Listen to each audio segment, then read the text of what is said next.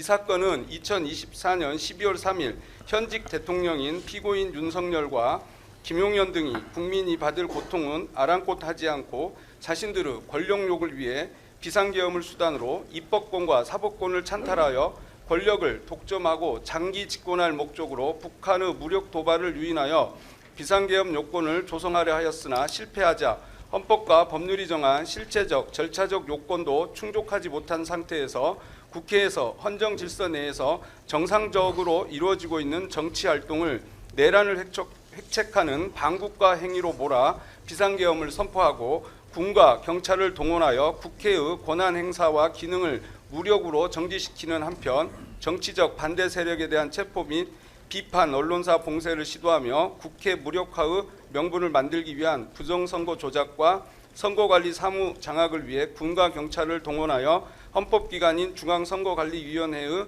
기능을 강제로 침해한 사안입니다. 이러한 일련의 행위는 헌법 수호 및 국민의 자유 증진에 대한 책무를 저버리고 국가의 안전과 국민의 생존 및 자유를 직접적이고 본질적으로 침해한 것으로서 그 목적과 수단, 실행 양태에 비추어 볼 때 국가보안법이 규율 대상으로 하는 반국가 활동의 성격을 갖는다고 평가함이 상당합니다. 나아가 이 사건은 피고인들이 명분으로 지목하였던 이른바 반국가 세력이 실질적으로는 누구였는지를 명확히 드러냅니다. 국회와 중앙선거관리위원회 무장 군입 난입과 언론사 단전 단수 시도 등 우리 헌정사에서 전례를 찾기 어려운 반국가 세력에 의한 중대한 헌법 질서 파괴 사건이라 할 것입니다.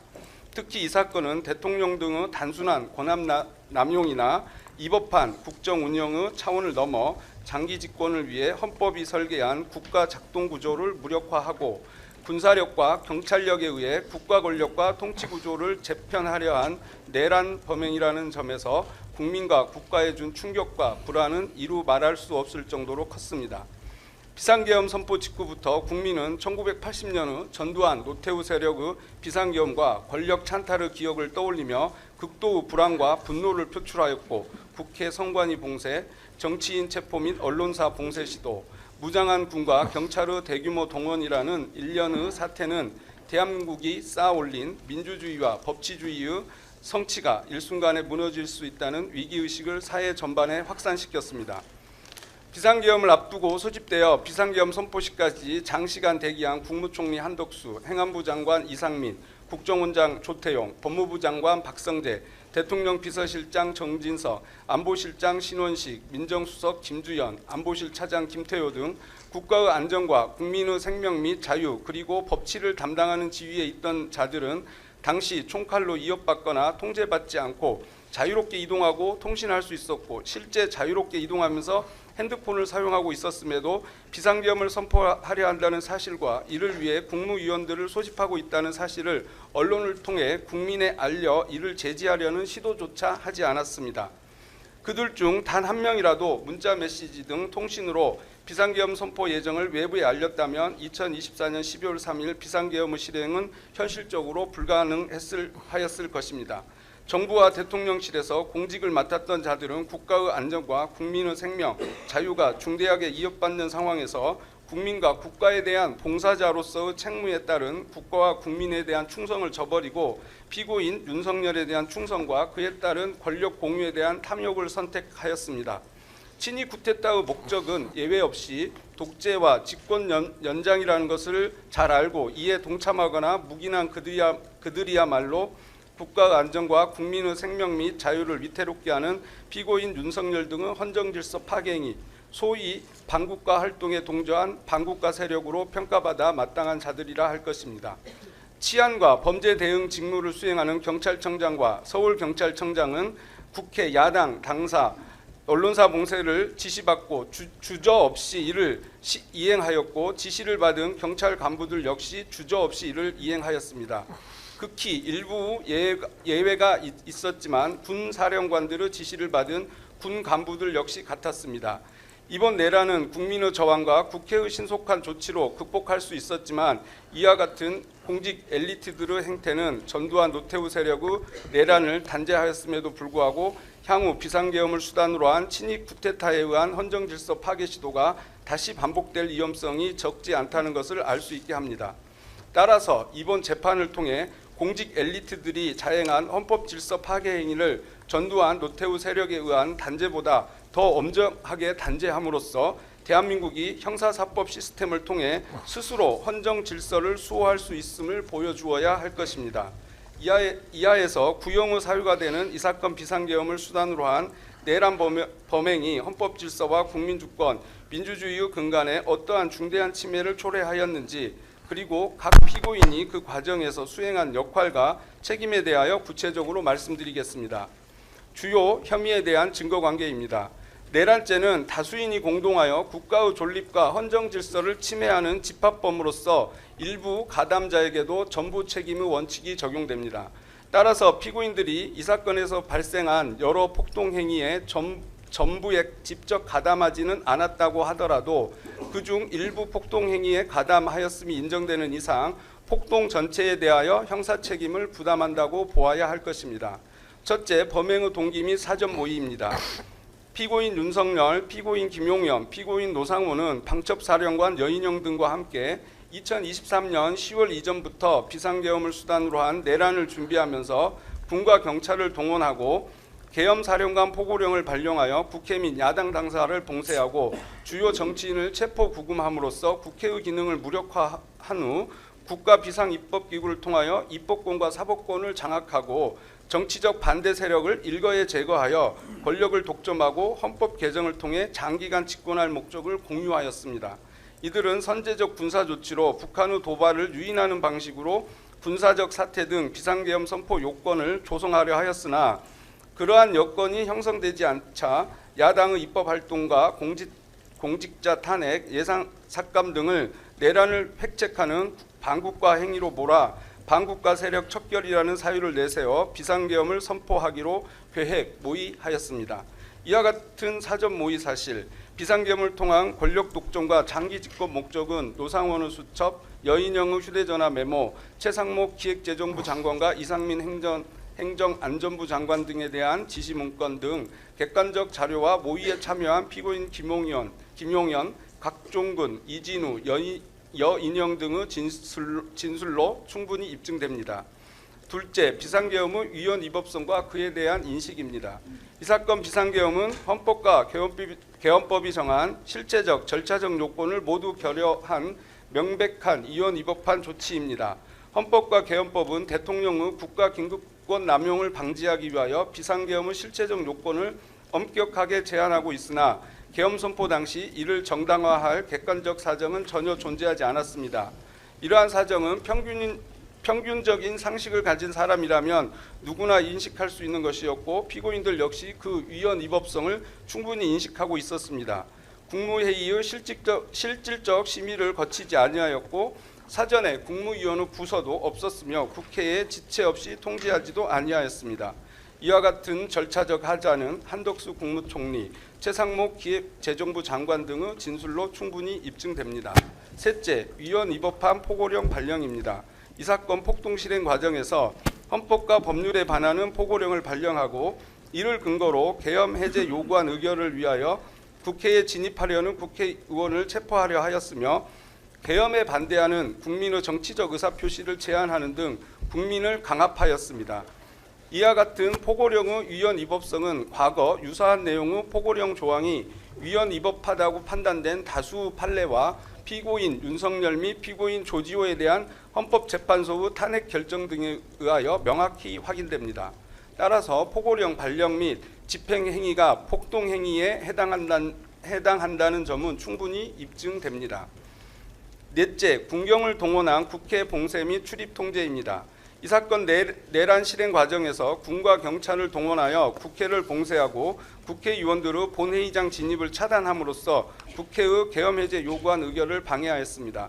이와 같은 사실은 국회 CCTV 영상, 피고인 김봉식과 서울청 경비부장 주진우, 피고인 목현태와 국회 사무총장 김민기 사이의 통화 녹음 등 각종 통화 녹음, 일반 및 비아폰 통화 내역, 서울청 지휘망 및 영등포경찰서 행사망 녹취록, 경찰 지휘 무전망 주요 지시사항, 출동 현황, 작전 일지 및 작전 경과, 특정사 707 특임 내 텔레그램 단체 대화방 대화 내역, 수방사령관 이진우 휴대전화 포렌식 자료, 국회 사무처가 회신한 비상계엄 관련 피해 자료, 그리고 피고인 윤석열에 대한 헌법재판소 탄핵 결정문 등 객관적 자료와 특정 사령관 곽종근, 수방사령관 이진우, 계엄사령관 박안수, 경찰청 경비국장 임정주, 서울청 공공안전차장 오부명, 특전사 1공수 여단장 이상현, 특전사 707 특임단장 김현태, 수방사 1경비단장 조성현, 수방사 군사경찰단장 김창학 등 진술로 명확히 드러났습니다.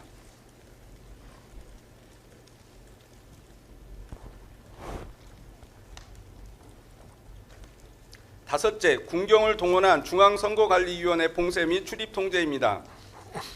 이 사건 내란 실행 과정에서 중앙선거관리위원회 과천청사를 점거하고 서버실을 폐쇄한 한편 제2수사단을 이용하여 선관위 주요 직원들에 대한 체포를 시도함으로써 선관위의 기능을 마비시켰습니다. 롯데리아 안산 상록수점 및 선관위 CCTV 영상, 피고인 노상원 차량 블랙박스 영상, 국방부 조사본부 수사관 명단과 이를 기초로 한 국방부 일반 명령, 국방부 인사명령 초안, 비아폰 및 일반 전화 통화 내역, 각 부대 출동 현황 등 객관적 자료와 방첩사령관 여인영, 정보사령관 문상호, 국방부 관계자 및 선관위 직원 등의 진술로 충분히 입증됩니다.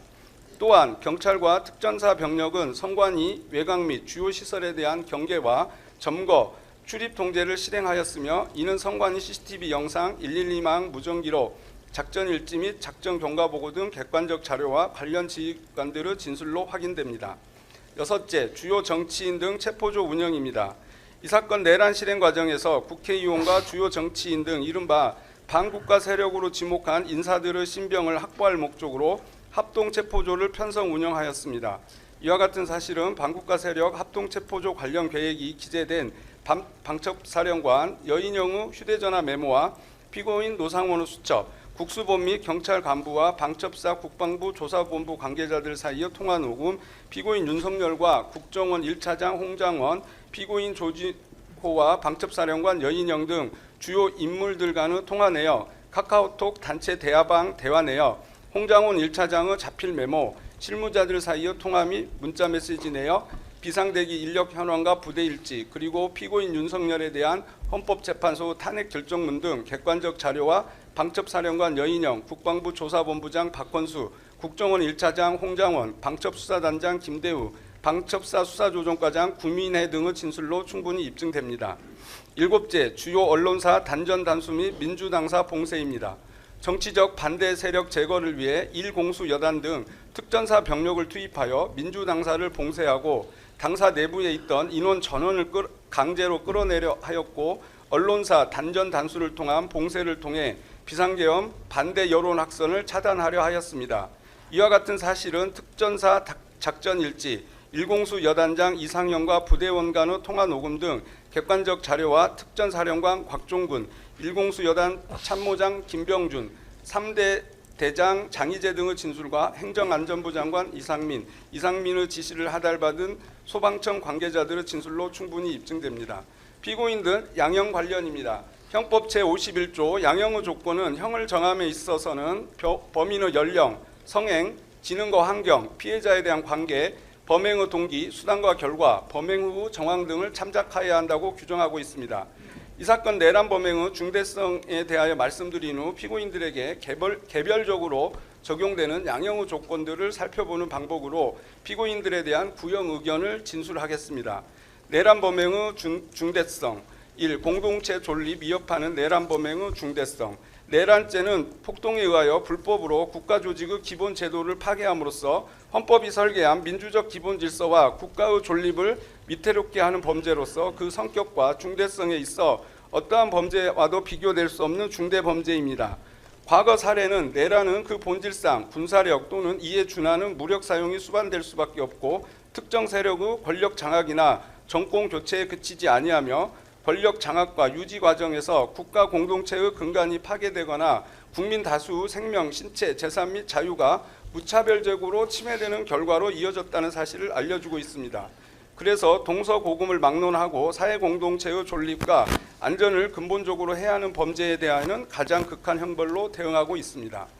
우리 형법 역시 내란죄에 대하여 우두머리의 경우 사형, 무기징역 또는 무기금고를, 모의 참여 등의 경우에도 사형, 무기 또는 5년 이상의 징역 금고를 법정형으로 규정하고 있습니다. 우리나라는 내란죄의 중대성과 위험성을 고려하여 헌정질서 파괴 범죄의 공소시효 등에 관한 특례법을 제정함으로써 내란 외환의 죄 등에 대하여 공소시효 적용을 배제하고 있습니다. 따라서 대한민국의 존립 자체를 위협한 이 사건 내란 범행에 대한 엄정한 법적 책임 추궁은 헌정질서 수호와 형사사법 절차의 신뢰 및 정의 실현을 위한 최소한의 조치라 할 것입니다. 2. 1980년 이후 재현된 헌정 파괴.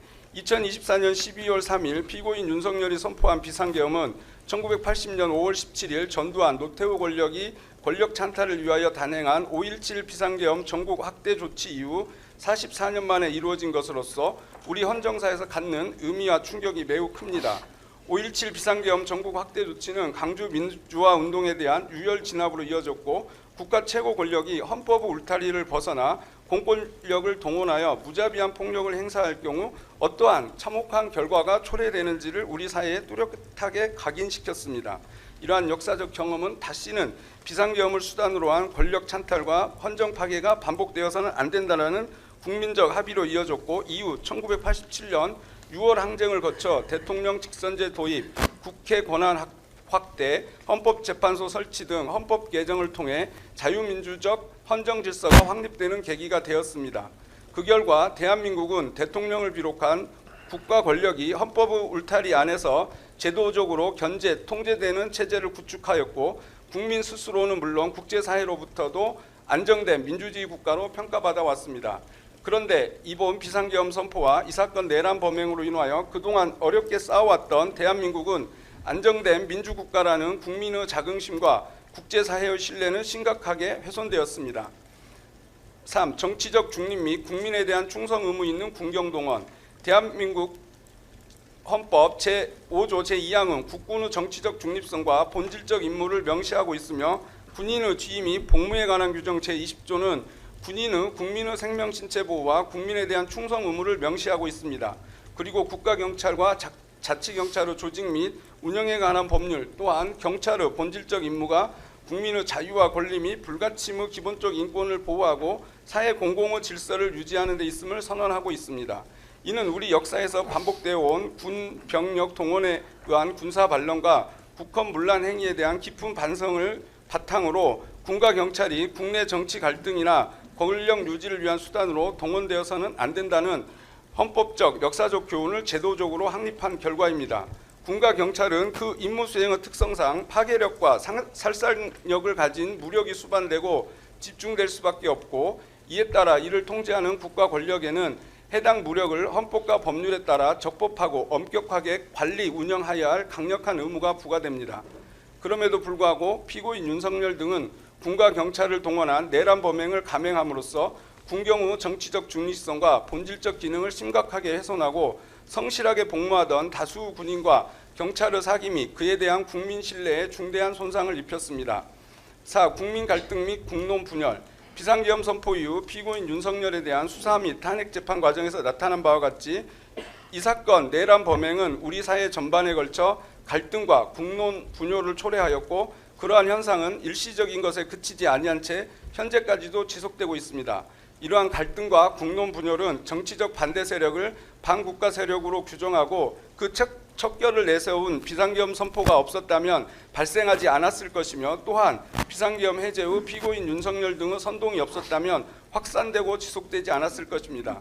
특히 피고인 윤석열에 대한 체포 구속 과정에서 이루어진 대규모 찬반 집회는 법원 폭력 사태로까지 확산되었고 이후 탄핵 심판 선고 국면에 이르러서는 대규모 경찰력 동원이 불가피해지는 등 사회 전체의 안정과 법 질서가 심각하게 훼손되는 상황에까지 이르렀습니다.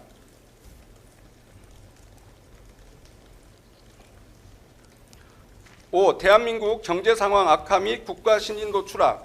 비상계엄 선포 이후 환율 급등, 주가 급락, 소비 심리 위축 등 즉각적이고 중대한 경제적 충격이 발생하였고 이는 단기적 시장 변동을 넘어 경제 전반의 불안정성을 심화시켰습니다. 비상계엄과 탄핵 정국이 이어지는 과정에서 주식시장은 큰 폭의 하락을 기록하여 막대한 시가총액이 증발하는 등 국가 경제에 중대한 부담을 초래하였습니다.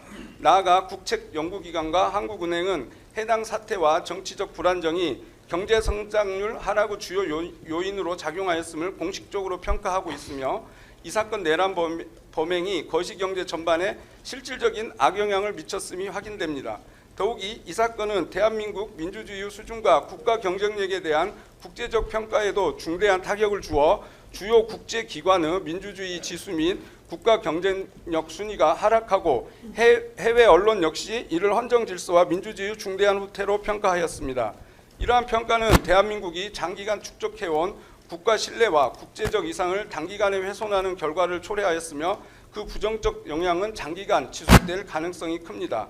특히 국가 신인도와 민주주의에 대한 신뢰는 일단 훼손될 경우 회복에 상당한 시간과 비용이 소요된다는 점에서 이 사건 내란 범행이 초래한 부정적 영향은 결코 가볍게 평가될 수 없습니다. 6. 재발 방지 필요성. 민주주의는 인간의 존엄과 자유를 실현할 수 있는 최고의 정치 제도이지만 역사적 경험에 비추어 볼 때 극단적인 정치 세력에 의해 파괴될 수 있음이 분명합니다.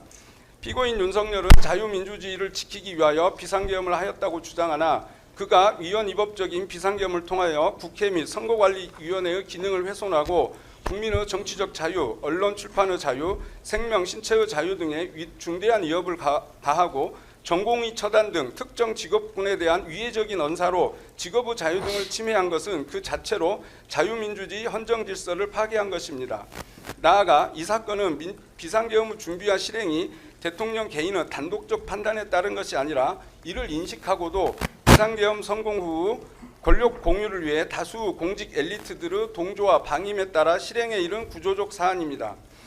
이와 같은 사실관계는 이번 비상계엄을 수단으로 한 내란 범행이 충분히 제지될 수 있었음에도 제지되지 않았다는 점에서 향후 유사한 헌정질서 파괴 시도가 다시 반복될 위험성이 결코 작지 않음을 보여줍니다.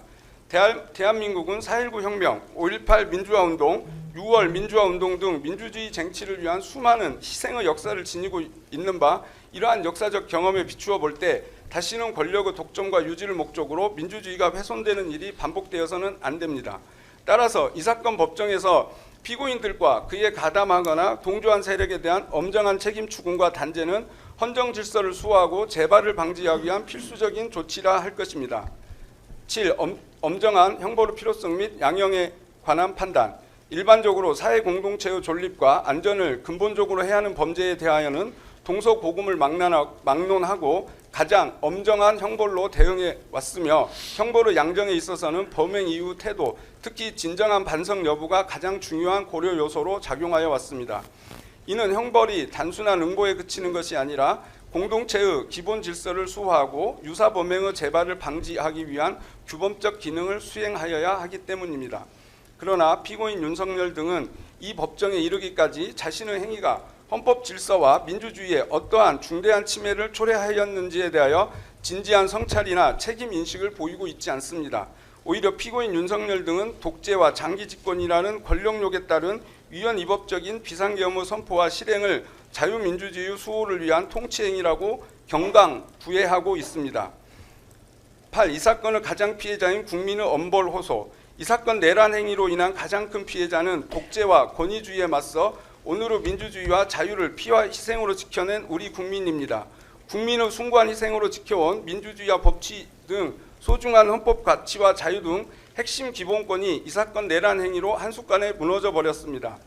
피고인 윤석열 등의 이 사건 내란 행위로 인해 국민이 받은 충격과 공포, 불안, 상처, 상실감은 이루 말할 수 없고 국민이 입은 이와 같은 피해들은 피고인들이 그 어떤 노력을 하더라도 회복이 불가능합니다. 피고인 윤석열 등은 국민으로부터 용서받지 못하였고 용서받을 마음도 태도도 없어 보입니다. 이에 국민은 강력한 처벌을 희망하고 있고 정의 수호 마지막 보루인 법원이 그 역할을 해줄 것을 기대하며 믿고 있습니다. 피고인들 개별 양형 사유입니다. 피고인 윤석열. 피고인은 대통령으로서 이 사건 범행의 모의 단계부터 실행 단계까지 주도한 내란 우두머리로 그 법정형이 사형 또는 무기징역, 무기금고밖에 없습니다. 결국 법정형 하한을 강경할 것인지와 피고인에게 부과할 형으로 사형과 무기를 선택할 것인지는 기본적으로 형법 제51조에서 양형의 조건으로 정한 피고인의 연령, 성행, 지능과 환경, 피해자에 대한 관계, 범행의 동기, 수단과 결과, 범행 후 정황 등을 종합적으로 고려하여 판단해야 합니다. 먼저 피고인의 연령, 성행, 지능과 환경 등을 살펴보면 이 사건 범행은 피고인이 대통령의 지위와 권한을 악용한 지능적, 계획적, 조직적 범행으로 연령, 성행, 지능과 환경 등 측면에서 피고인에게 특별히 유리하게 참작할 사정은 존재하지 않습니다. 오히려 법률가로서 검찰총장까지 지낸 피고인은 대통령으로서 누구보다 앞장서 헌법을 준수하고 헌법 질서를 수호해야 할 의무가 있다는 점을 잘 알면서도 헌법 질서 파괴로 나아간 점에서 비난받아 마땅합니다.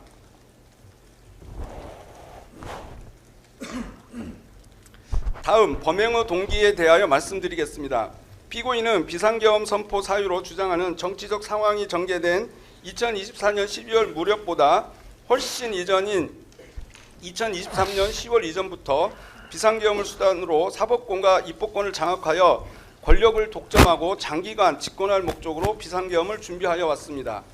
우리는 역사적 경험을 통하여 권력을 가진 자가 내세운 친위 쿠데타의 명분이 실상은 허울에 불과하였고 그 본질이 권력의 독점과 유지를 목적으로 한 것이었음을 분명히 알고 있습니다.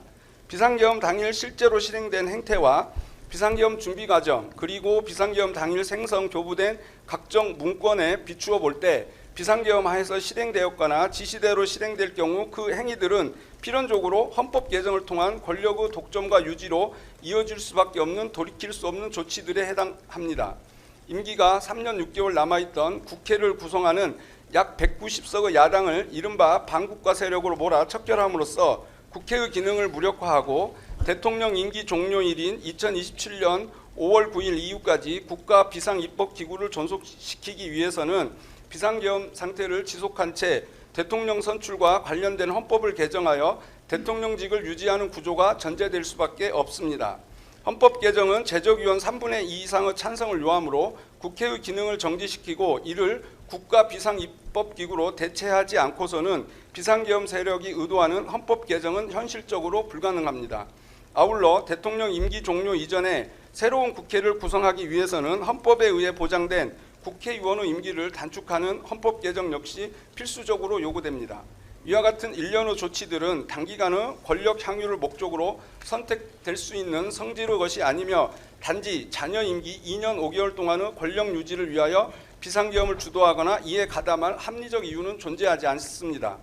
결국 비상계엄 문건과 실제 행태 등 객관적 자료를 종합하면 대통령 임기 종료까지 약 2년 5개월을 남긴 피고인 윤석열 등은 야당을 일거에 척결하여 국회의 기능을 정지시키고 국가비상입법기구를 통해 입법권을 장악한 뒤 대통령 임기 종료 이전 헌법을 개정함으로써 권력의 장기화를 도모할 목적으로 비상계엄을 기획하였음을 명확히 알 수 있습니다.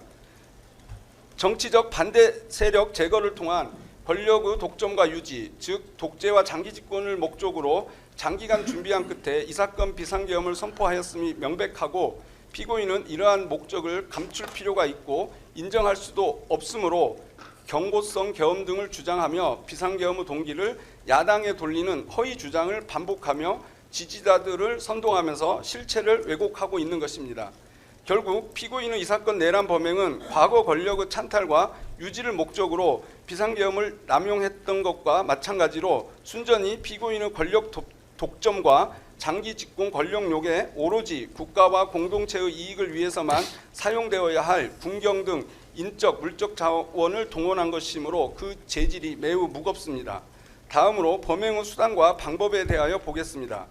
피고인은 2024년 8월경 피고인 김용현을 국방부 장관으로 지명할 무렵 제기된 계엄 의혹에 대하여 대통령실과 피고인 김용현의 입을 통해 있을 수도 없고 있어서도 안 되는 일이라며 의혹을 일축하였습니다. 그러나 그 사이 피고인은 권력의 독점과 유지라는 사욕을 위해 이 사건 비상계엄을 장기간에 걸쳐 치밀하게 모의 준비하고 있었습니다.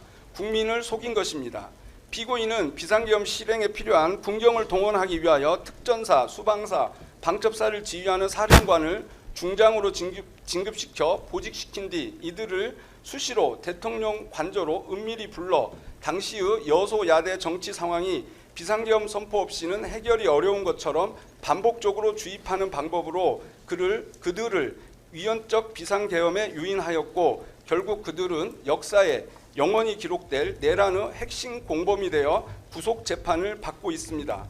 이어 피고인은 헌법상 비상계엄 선포를 위해서는 국무회의 심의를 반드시 거쳐야 함에도 국무회의 심의도 없이 비상계엄을 선포하려 하였다가 향후 절차상 논란이 될 것으로 예상되자 의사정족수에 필요한 최소한의 국무위원만 선별, 소집한 채 실질적인 심의도 없이 일방적으로 비상계엄을 선포해버림으로써 대통령의 권한남용을 견제해야 할 국무회의의 기능을 무력화하고 소집 통지를 받지 못한 국무위원들의 헌법상 권한인 국무회의 심의권을 침해하였습니다.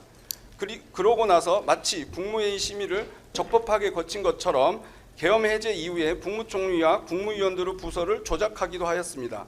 피고인이 단순히 위헌적 비상계엄을 선포한 것에 머물지 않고 비상계엄을 선포한 이후에는 홍장원 국정원 차장 등에게 직접 주요 정치인 체포를 위한 위치 확인을 지시하기도 하였고, 국회의 계엄 해제 요구안 의결을 저지하기 위해 경찰청장인 피고인 조지호에게 직접 일체의 정치활동을 금지하는 포고령을 근거로 해 국회에 진입하고자 하는 국회의원들을 체포하라고 지시하고, 수방사령관 이진우, 특전사령관 각종군에게 직접 국회 봉쇄를 재촉하며 본회의장에 있는 국회의원을 총으로 위협하여 강제로 끌어내거나 정기를 차단하는 지시까지 하여 그 지시가 현장 군경에 하달되도록 하였습니다.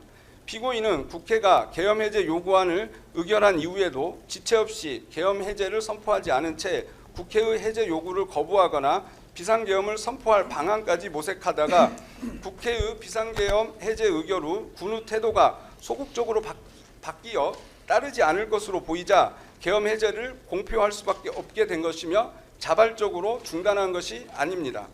피고인은 비상계엄 선포 요구를 조성하기 위하여 북한의 무력 도발을 유인하기 위해 선제적 군사 조치를 기획하고 실행까지 하였습니다. 그리고 정보 수집과 공작을 임무로 하는 국군 정보사령부를 중심으로 제2수사단을 구성하여 고문으로 부정선거를 조작하려 하였고, 단전단수라는 비인간적 방법을 통해 비판 언론사를 폐쇄하려 하였습니다. 피고인이 실제 실행하거나 기획한 범행 수법은 형을 가중할 사유가 된다 할 것이며 감경의 여지는 전혀 없습니다. 피해자에 대한 관계 및 범행 후 정황에 대하여 말씀드리겠습니다. 이 사건 내란 범행으로 인한 궁극적인 피해는 결국 피고인이 대통령으로서 헌법 질서를 수호하고 국민의 기본권을 보호하는 데 최선을 다할 것이라고 기대하고 신뢰했던 국민이라고 할 것입니다. 그러나 피고인은 계엄 선포 이후 국가와 사회에 엄청난 피해와 해악을 초래한 이 사건 내란 범행을 진지하게 반성하기는커녕 국민에게 단 한 번도 제대로 사과를 한 적이 없습니다. 오히려 독재와 장기 집권을 위해 이 사건 비상계엄을 선포한 이유를 숨긴 채 비상계엄의 원인을 야당 탓으로 돌리고 경고성 또는 호소형 계엄 등의 납득하기 어려운 주장을 하며 이 사건 비상계엄이 정당한 것처럼 지지자들을 선동하고 사회 분열과 국민 상호간 반목을 부추기는 등 국민을 분노케 하고 있습니다. 피고인의 이와 같은 행위는 급기야 피고인의 선동에 영향을 받은 정치인 등의 피고인 체포방해 시도와 일부 극렬 지지자들의 서울 서부지방법원 폭동 사태를 유발하기도 하였습니다. 나아가 피고인은 구속된 이후에도 수사 및 재판 절차에 성실히 임하기는커녕 정당한 사유 없이 출석을 거부하거나 조사를 회피하는 등 형사사법 절차 자체를 경시하는 태도를 보여왔습니다. 이는 자신의 범행에 대한 책임을 인정하거나 진실을 밝히려는 최소한의 자세조차 결여되어 있음을 드러내는 것으로서 피고인에게 어떠한 반성의 기미도 찾아볼 수 없음을 명백하게 보여주고 있습니다. 또한 피고인은 탄핵 심판과 이 사건 재판 과정에서 피고인의 지시로 범행에 가담한 하급자들에게 용서를 구하고 그들의 가담 행위에 책임지려는 자세를 보이기는커녕 용기를 내어 사실대로 진술하는 사람들을 거짓말쟁이로 몰아세우는 등으로 그 책임을 전가하는 무책임한 모습을 보이고 있습니다. 재발 가능성에 대하여 살펴보겠습니다.